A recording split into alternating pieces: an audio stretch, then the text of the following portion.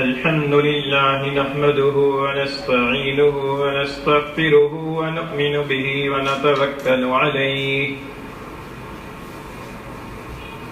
ونعوذ بالله من شرور أنفسنا ومن سيئات أعمالنا من يهده الله فلا مضل له ومن يضلله فلا هادي له ونشهد أن لا إله إلا الله وحده لا شريك له ونشهد أن سيدنا ومولانا محمدا عبده ورسوله وصلى الله تعالى عليه وعلى آله وأصحابه وبارك وسلم تسليما كثيرا كثيرا أما بعد فأعوذ بالله من الشيطان الرجيم بسم الله الرحمن الرحيم إن عدة الشهور عند الله 12 شهرا في كتاب الله يوم خلق السماوات والأرض منها 4 حرم. وقال النبي صلى الله عليه وسلم أفضل الصيام بعد رمضان شهر الله المحرم أو كما قال رسول الله صلى الله عليه وسلم صدق الله مولانا العظيم وصدق رسوله النبي الكريم ونحن على ذلك لمن الشاهدين والشاكرين والصلاة والسلام على سيد الأنبياء والمرسلين والحمد لله رب العالمين. گرامی قدر سامعین، اللہ تعالیٰ نے جو چیزیں پیدا فرمائی ہیں ان چیزوں میں سے ایک چیز وقت ہے، زمانہ ہے، ٹائم ہے. یہ اللہ تعالیٰ کا پیدا کیا ہوا ہے. اور جس طریقے سے جگہوں کے اندر اللہ تعالیٰ نے کسی جگہ کو دوسری جگہ کے مقابلے میں زیادہ پسندیدہ اور زیادہ اعلیٰ مرتبہ عطا فرمایا ہے، جیسا کہ حدیث شریف میں ہے کہ حب البلاد الی اللہ مساجدها، کہ ساری زمین کے ٹکڑوں میں سے سب سے زیادہ پسندیدہ ٹکڑا اللہ کے نزدیک مسجدیں ہیں. اسی طریقے سے زمانے اور وقت کے اندر بھی اللہ تعالیٰ نے تقسیم فرمائی ہے، اور اس کے اندر بعض دنوں کو، بعض مہینوں کو، بعض راتوں کو اللہ تعالیٰ نے افضلیت والا مقام عطا فرمایا ہے. اللہ تعالیٰ نے ابتدائے تخلیق سے زمانے کی اور وقت کی جو تقسیم فرمائی ہے، اس تقسیم کے اعتبار سے اللہ تعالیٰ نے فرمایا کہ ان عدت الشہور عند اللہ 12 شہرا فی کتاب اللہ یوم خلق السماوات والارض، کہ جس دن سے اللہ تعالیٰ نے زمین و آسمان کو پیدا فرمایا ہے، اس دن سے اللہ تعالیٰ کی کتاب لوح محفوظ کے اندر اللہ کے نزدیک مہینوں کی گنتی 12 مقرر ہے. انگریزی مہینے ہوں، جنوری فروری والے، وہ بھی 12 ہیں. دیسی مہینے ہوں، چیت بیساکھ والے، وہ بھی 12 ہیں. اور قمری مہینے ہوں، محرم سفر والے، یہ بھی 12 ہیں. یہ اللہ تعالیٰ کی اپنی حکمت ہے، اپنی تقسیم ہے. ورنہ سال 12 کی بجائے 10 مہینوں کا بھی ہو سکتا تھا، 15 مہینوں کا بھی ہو سکتا تھا. پھر مہینوں کی تعداد اللہ تعالیٰ کی حکمت سے 30 یا 31 32 مقرر ہے. یہ مہینوں کی تعداد کم و بیش بھی ہو سکتی تھی. پھر ہفتہ اللہ تعالیٰ نے 7 دنوں کا پیدا فرمایا، ہفتہ 10 دن کا بھی ہو سکتا تھا. لیکن اللہ تعالیٰ کی حکمت ہے. اللہ تعالیٰ نے اپنی حکمت سے اوقات کی اکائیاں تقسیم فرمائی، وقت کو تقسیم فرمایا مختلف حصوں میں. ان حصوں کے اعتبار سے اللہ تعالیٰ نے فرمایا کہ ان عدت الشہور عند اللہ 12 شہرا فی کتاب اللہ یوم خلق السماوات والارض، کہ جس دن سے اللہ تعالیٰ نے آسمان و زمین کو پیدا فرمایا ہے، اس دن سے مہینوں کی تعداد اللہ تعالیٰ نے 12 مقرر فرما دی ہے. اور اس آیت کریمہ میں 12 مہینوں سے مراد اسلامی مہینے ہیں، اسلامی مہینے محرم سفر والے. پھر اللہ تعالیٰ نے ارشاد فرمایا کہ منہا 4 حرم، ان 12 مہینوں میں سے 4 مہینے حرمت والے ہیں. 4 مہینے زیادہ احترام والے، زیادہ عزت والے، زیادہ شان والے ہیں. اللہ تعالیٰ 6 مہینے بھی شان والے پیدا فرما سکتے تھے، اللہ تعالیٰ 2 مہینے بھی پیدا فرما سکتے تھے، لیکن اللہ تعالیٰ نے اپنی حکمت سے یہ فرمایا کہ منہا اربعۃ حرم، کہ ان 12 مہینوں میں سے 4 مہینے حرمت والے ہیں۔ بخاری شریف کی حدیث ہے، حضور نبی کریم صلی اللہ علیہ وسلم نے اس کی تشریح فرمائی ہے اور فرمایا حجۃ الوداع کے موقع پر کہ ان الزمانہ قد استدار کہیاتہ یوم خلق السماوات والارض، کہ زمانہ گھوم پھر کر صحیح اس ترتیب پر آ گیا ہے جس ترتیب پر یوم خلق السماوات والارض کے دن تھا، جس وقت وہ ترتیب تھی اسی ترتیب کے مطابق زمانہ گھوم پھر کر اسی ترتیب پر آ گیا ہے۔ یہ اس لیے فرمایا کہ زمانہ جاہلیت کے اندر ایک بری رسم یہ چلی ہوئی تھی کہ وہ اپنی مرضی سے مہینوں کو آگے پیچھے کر دیتے تھے، کیونکہ وہ جنگجو قوم تھے، جنگوں کا شوق رکھتے تھے، اور ساتھ ہی ملت ابراہیمی کے مطابق 4 مہینوں میں قتال اور جنگ کو حرام بھی سمجھتے تھے۔ تو جب جنگ کرنے کا شوق ہوا، لڑائی ہوئی اور دیکھا کہ حرمت والا مہینہ آ رہا ہے، تو کہتے تھے نہیں اس دفعہ حرمت والا مہینہ آگے آئے گا، یہ حرمت والا مہینہ نہیں، یہ فلاں مہینہ ہے، یہ ذیقعدہ کا مہینہ اس دفعہ نہیں ہے، اس دفعہ تو شوال کا مہینہ بھی چل رہا ہے، ذیقعدہ کا مہینہ بعد میں آئے گا۔ تو اپنی مرضی سے مہینوں کو آگے پیچھے کر دیتے تھے۔ قرآن مجید نے اس رسم کا نام رکھا ہے نسی، فرمایا کہ انما النسیء زیادۃ فی الکفر، کہ یہ نسی کی جو رسم ہے کہ مہینوں کو اپنی مرضی سے آگے پیچھے کر دینا، یہ فرمایا کہ یہ کفر میں اضافہ ہے، یہ کفر میں اضافے کا باعث ہے۔ پھر حضور نبی کریم صلی اللہ علیہ وسلم کی تشریف آوری سے جہاں اور رسوم جاہلیت مٹائی گئیں، وہاں پر اس رسم جاہلیت کو بھی خاتمہ کیا گیا۔ حضور نبی کریم صلی اللہ علیہ وسلم نے حجۃ الوداع جس دن میں فرمایا ہے وہ ٹھیک 9 ذی الحجہ کا دن تھا، اور وہ ٹھیک 10 ذی الحجہ کا دن تھا کہ جس دن حضور نے حج کے موقع پر قربانی فرمائی۔ آپ نے اعلان فرما دیا کہ ان الزمانہ قد استدار کہیاتہ یوم خلق السماوات والارض، کہ زمانہ گھوم پھر کر صحیح اپنی ترتیب پر آ گیا ہے۔ آج جو ذی الحجہ کا مہینہ ہے یہ اصل میں بھی ذی الحجہ کا مہینہ ہے، آج جو 9 ذی الحجہ کا دن ہے یہ اصل میں بھی 9 ذی الحجہ کا دن ہے۔ یہ حضور نے ارشاد فرما دیا، اعلان فرما دیا، اور اس کے بعد یہ نسی کی رسم نہیں چلی۔ اس کے بعد سے لے کر آج تک یہ زمانہ اسی ترتیب سے، اسی مہینے ترتیب سے آ رہے ہیں۔ ان مہینوں کے اندر کوئی کمی بیشی یا آگے پیچھے رد و بدل نہیں ہوا۔ تو اس لیے پھر حضور صلی اللہ علیہ وسلم نے اسی ارشاد کے اندر آگے چل کر فرمایا کہ ان مہینوں میں 4 مہینے حرمت والے ہیں، ثلاث متوالیات، 3 مہینے تو مسلسل ہیں، اور فرمایا کہ ورجب مضر الذی بین جمادی و شعبان، اور ایک مہینہ رجب کا ہے جس کو رجب مضر کہا جاتا تھا اس زمانے میں، اور یہ جمادی الاخری اور شعبان کے درمیان والا مہینہ ہے۔ یہ حضور صلی اللہ علیہ وسلم نے خود اپنی زبان مبارک سے الفاظ ارشاد فرما کر متعین کر دیا کہ رجب والا مہینہ کون سا ہے، کیونکہ اس زمانے کے اندر رجب کا مہینہ کچھ لوگ کسی اور مہینے کو کہتے تھے، اور قبیلہ مضر والے اس رجب کو کہتے ہیں جس کو آج کل بھی رجب کہا جاتا ہے، اور جس کو حضور نے بھی رجب قرار دیا، اور وہ مہینہ جمادی الاخری کے بعد اور شعبان سے پہلے آتا ہے۔ یہ جو 3 مہینے تسلسل کے ساتھ آتے ہیں، ان میں ایک مہینہ ذیقعدہ ہے جو سال کا 11واں مہینہ ہے، دوسرا مہینہ ذی الحجہ کا ہے جو سال کا 12واں مہینہ ہے، تیسرا مہینہ محرم کا ہے جو سال کا پہلا مہینہ ہے۔ یہ 3 مہینے تو حضور نے فرمایا کہ مسلسل ہیں، ایک ہی ترتیب سے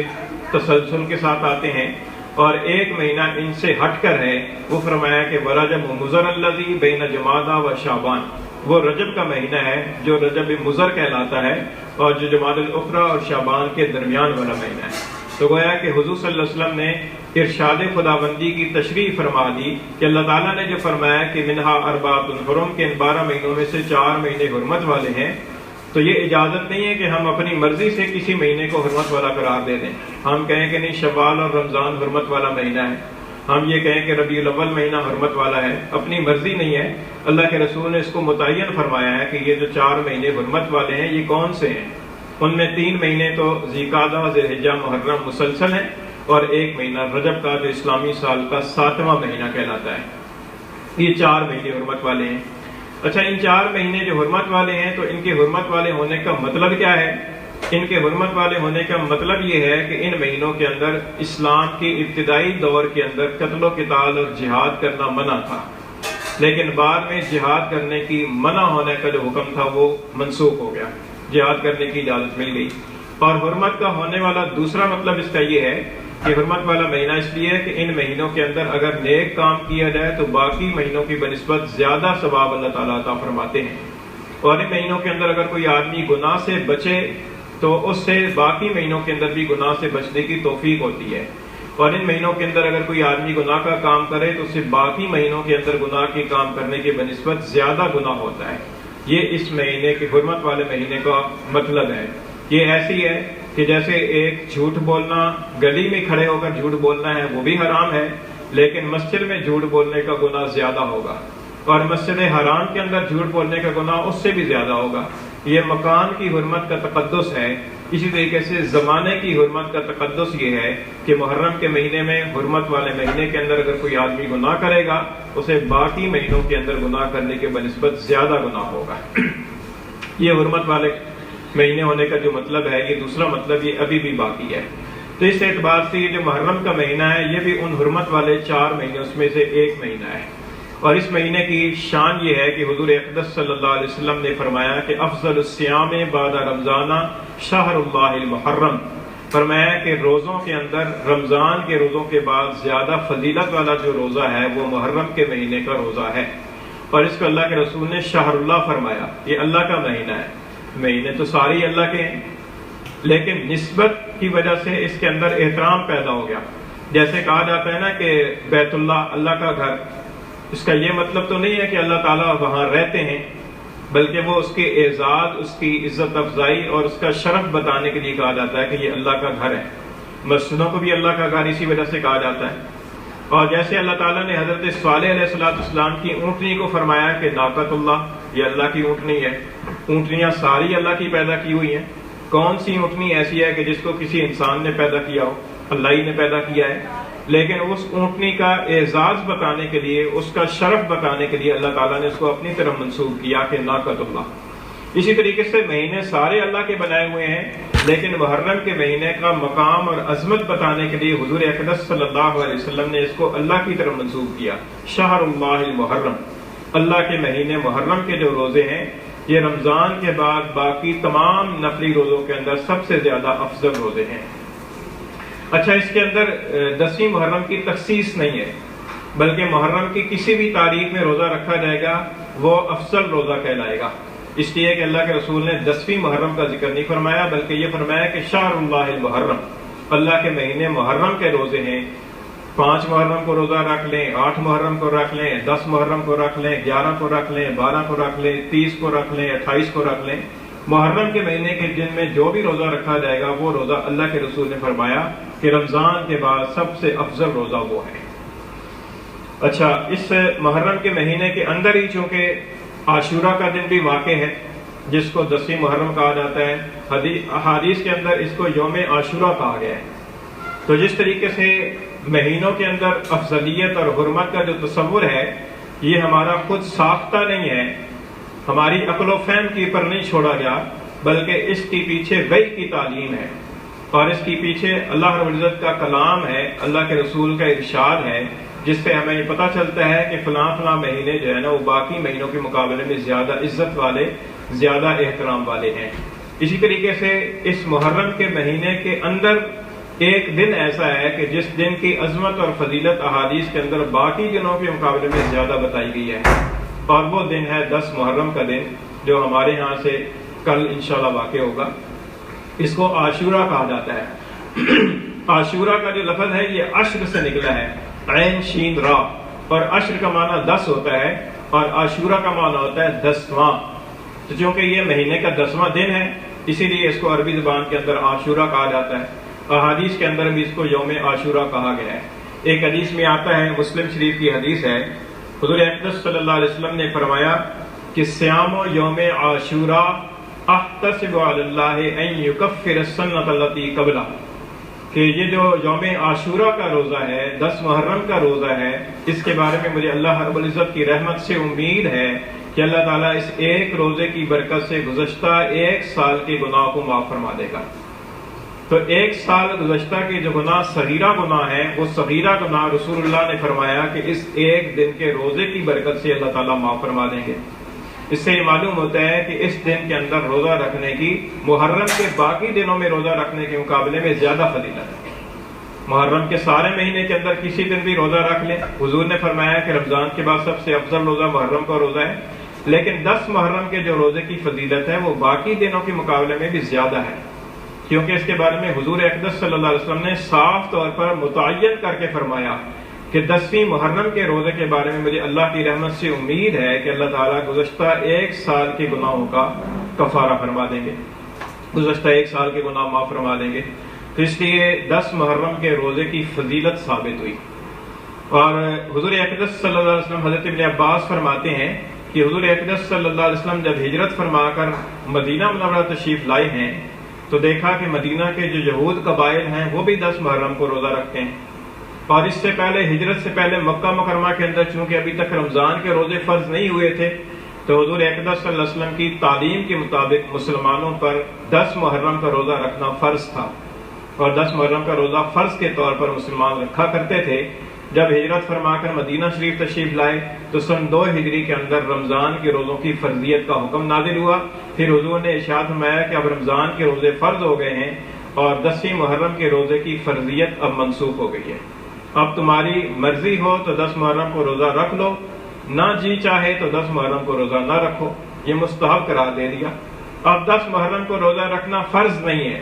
اگر کوئی آدمی روزہ رکھے گا تو اجر و ثواب پائے گا، فضیلت حاصل کرے گا، اور اگر کوئی روزہ نہیں رکھے گا تو اجر و ثواب اور فضیلت سے تو محروم ہوگا لیکن گنہگار نہیں ہوگا،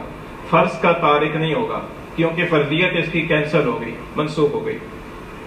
تو میں یہ عرض کر رہا تھا کہ حضرت ابن عباس رضی اللہ تعالیٰ عنہ فرماتے ہیں کہ جب رسول اللہ صلی اللہ علیہ وسلم ہجرت فرما کر مدینہ منورہ تشریف لائے تو آپ نے دیکھا کہ یہود کے قبائل بھی 10 محرم کو روزہ رکھتے ہیں۔ تو حضور اقدس صلی اللہ علیہ وسلم کو تعجب ہوا اور آپ نے پوچھوایا کہ یہ 10 محرم کو کیوں روزہ رکھتے ہیں؟ تو انہوں نے جواب دیا کہ حضرت موسیٰ علیہ السلام کو اور بنی اسرائیل کو اللہ تعالیٰ نے فرعون اور اس کے مظالم سے 10 محرم کو نجات عطا فرمائی تھی،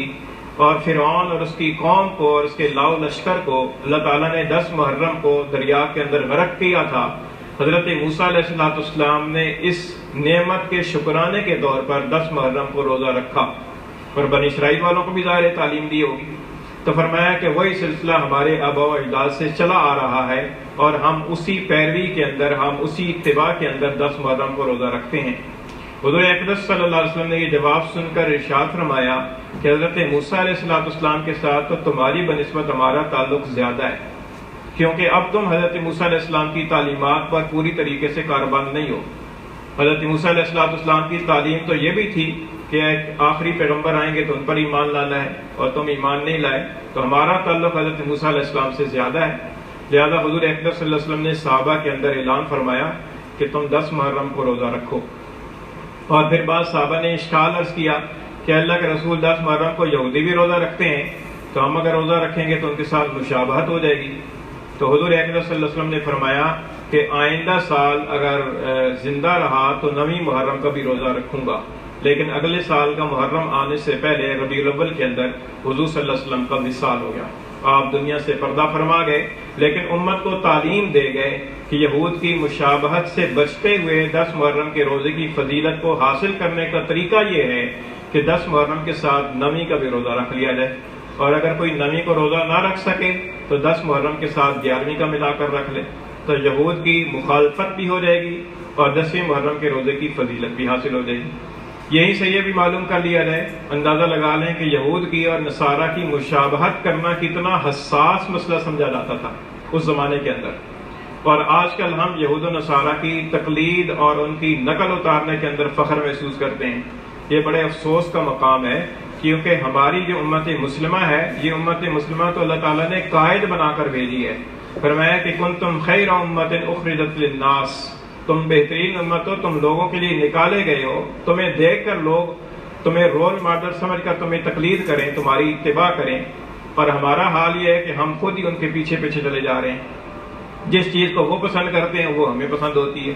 جس کو وہ ناپسند کرتے ہیں اس کو ہمیں ناپسند ہوتے ہیں، جو رواج وہاں چل پڑے اس رواج کو اختیار کرنے میں ہم فخر محسوس کرتے ہیں۔ اسی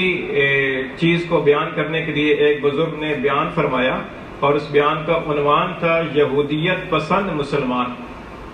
ہیں، مسلمان لیکن یہودیت پسند ہے، نصرانیت پسند ہے، ہندو مت پسند ہے، اپنے آپ کو مسلمان بھی کہتے ہیں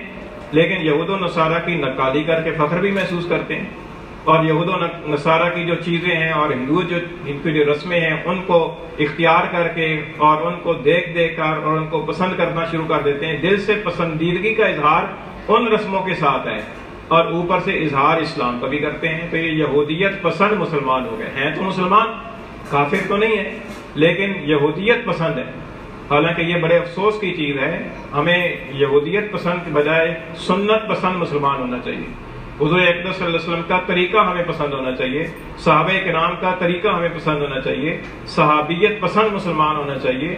نہ یہ کہ ہم یہودیت پسند مسلمان بن جائیں۔ ہمیں اپنے گریبان کے اندر جھانکنا چاہیے اور اپنی اصلاح کرنی چاہیے کہ صحابہ کرام کے اندر یہود کی یہ جو مشابہت والا مسئلہ تھا وہ کتنا حساس مسئلہ تھا۔ جب روزہ کی بات آئی تو ایک عبادت ہے، اور عبادت بھی کوئی اجتماعی نہیں ہے، انفرادی عبادت ہے۔ جس نے روزہ رکھا ہوا دوسرے کو پتہ ہی نہیں چلتا رکھا ہوا ہے کہ نہیں رکھا ہوا۔ آج کتنے مسلمان اس مجمع میں ہوں گے، روزے دار ہوں گے، لیکن نہیں پتہ چلتا کس کا روزہ ہے کس کا نہیں ہے۔ لیکن صحابہ کرام نے اس مسئلے میں بھی حضور صلی اللہ علیہ وسلم سے تعلیم چاہی اور پوچھا کہ اللہ کے رسول اس کا کیا کریں گے؟ روزہ تو ہم رکھیں گے، فضیلت ہے، لیکن یہودیوں کے ساتھ جو مشابہت ہو رہی ہے اس کا کیا کریں گے؟ حضور صلی اللہ علیہ وسلم نے اس کے اوپر یہ نہیں فرمایا کہ کوئی حرج نہیں ہے، کیا حرج ہے اگر وہ بھی رکھتے ہیں تو عبادت ہی ہے۔ حضور صلی اللہ علیہ وسلم نے اس کی اصلاح فرمائی، اس کا طریقہ بتایا، فرمایا کہ طریقہ یہ ہے کہ 9ویں کا روزہ ساتھ رکھا جائے یا 11ویں کا ساتھ ملا کر رکھا جائے تاکہ ان کی مشابہت نہ ہو۔ اس سے اندازہ لگائیے کہ حضور اقدس صلی اللہ علیہ وسلم اور صحابہ کرام کے ذہنوں میں اور ان کی سوچ میں یہودیت سے کتنی نفرت تھی، اور یہود و نصارہ کی مشابہت کا مسئلہ کتنا وہ حساس مسئلہ اور سیریس مسئلہ سمجھتے تھے۔ اسی طریقے سے ہمیں بھی اپنے حالات میں، اپنی 24 گھنٹے کی زندگی کے اندر، اپنی غمی شادی کے اندر ہمیں نظر ثانی کرنی چاہیے اور اس میں اپنی اصلاح کرنی چاہیے کہ ہم کدھر جا رہے ہیں اور ہمیں کیا کرنا چاہیے تھا اور ہم کر کیا رہے ہیں۔ تو خیر یہ عرض کر رہا تھا کہ یہ 10ویں محرم کا روزہ جو ہے نا، اس کی افضلیت احادیث سے بھی ثابت ہے، اور یہ 10 محرم کے دن سیدنا حسین رضی اللہ تعالیٰ عنہ کی جو شہادت ہے، یہ شہادت تو حضور صلی اللہ علیہ وسلم کے وصال فرما جانے کے بعد کافی عرصہ بعد ہوئی ہے۔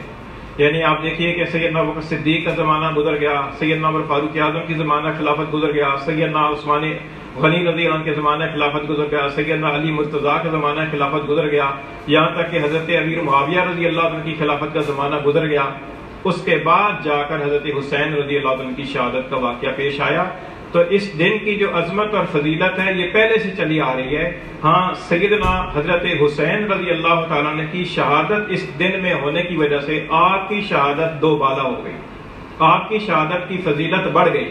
جس طریقے سے جمعے والے دن کوئی فوت ہو جاتا ہے نا تو کہتے ہیں بڑا نیک بندہ تھا، جمعے والے دن فوت ہوا، تو حضرت حسین رضی اللہ عنہ کا عالی مقام دیکھیے، اللہ تعالیٰ کے نزدیک آپ کا مرتبہ دیکھیے کہ آپ کو شہادت اللہ تعالیٰ نے عطا فرمائی، اور شہادت بھی ایک عظیم الشان دن 10 محرم کو عطا فرمائی، جس کی وجہ سے آپ کی شہادت کے مرتبے کے اندر بھی اضافہ اور بلندی ہو گئی۔ تو لہذا اس کی فضیلت تو پہلے سے چلی آ رہی تھی، اور اس دن کے اندر جو کرنے والا کام ہے وہ یہ ہے کہ روزہ رکھا جائے، اور بعض روایات کے اندر ہے کہ اس دن کے اندر اپنے اہل و عیال کے لیے کھانے پینے کے اندر اور نان نفقے کے اندر وسعت کی جائے، اس کی برکت سے سارا سال روزی کے اندر کچھ شادی رہتی ہے۔ اللہ تعالیٰ عمل کی توفیق عطا فرمائے۔